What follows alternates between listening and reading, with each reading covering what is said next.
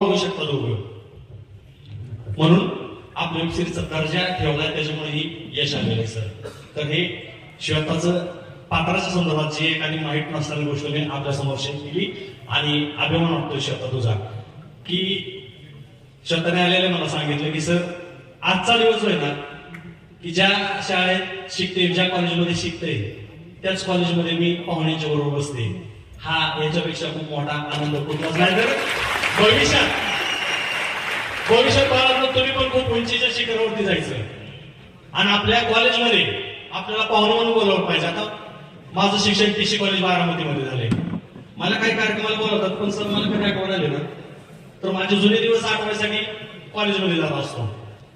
आणि जर मी कोण असतो गुंड मावाली चोरटा कोण मला गेटच्या आत येऊन दिलं असतं का? जायचं पण सन्मानाने जायचं, त्यासाठी चांगलं बघायचं मला.